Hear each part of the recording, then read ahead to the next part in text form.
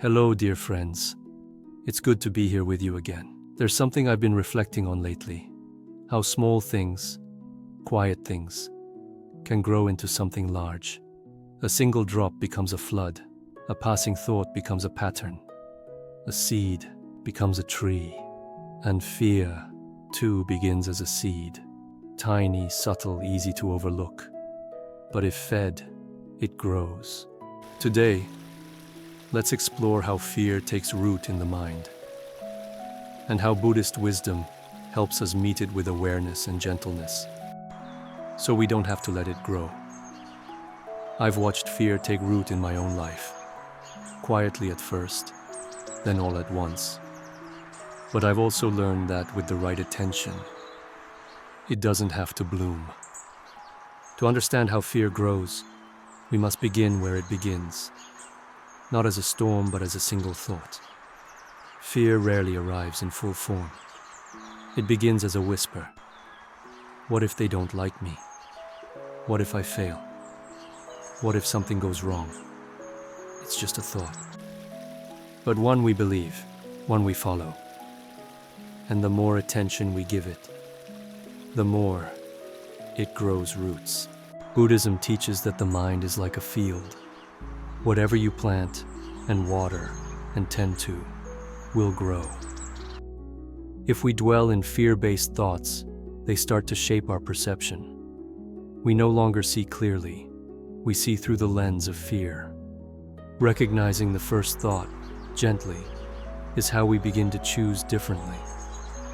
I used to think fear had to be fought, but then I realized most fear dissolves if we meet it early, when it's still just a whisper. But when we don't meet it early, when we follow that whisper down its winding path, fear starts to gather momentum. It begins to loop. Have you ever noticed how fear grows in loops? It spins stories in the mind. What if I lose everything? What if they leave? What if I'm not enough? One thought leads to another, then another, until the body tenses, the breath shortens, and the present moment disappears. The Buddha spoke of this as papancha, mental proliferation. The mind creating stories that lead us away from truth. Fear thrives in the future, in imagining what hasn't happened, but feels real just the same. Each time we follow a fearful "what if," we water the seed. And yet, we can pause. We can breathe and return to what is. The present moment is almost always softer than the stories we build around it. I remember once fearing a conversation so deeply I couldn't sleep. But when the moment came, it passed gently. Nothing like the storm I imagined. That taught me how loud the mind can be, and how quiet the truth often is. Fear doesn't just live in the mind. It shapes how we carry ourselves. It makes us contract, close off, defend. We may avoid risks, shut people out, control what we can, all in an attempt to feel safe. But the irony is, the more we resist life, the more tightly fear holds us. The Buddha said, "Fear arises from clinging." When we cling to an outcome, to a self-image, to control, fear becomes our companion. But when we soften our grip, we create space for a different energy to arise. Curiosity, openness, compassion. The heart begins to relax when we stop armoring it. There was a time when I clung to certainty. I thought if I just got everything right, nothing would go wrong. But peace didn't come from control. It came from softening, again and again. And that softening begins not by resisting fear, but by recognizing it, gently and fully.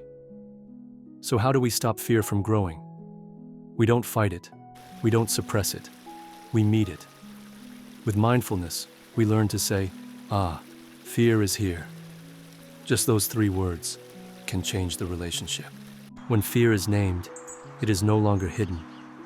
and what is no longer hidden loses some of its power.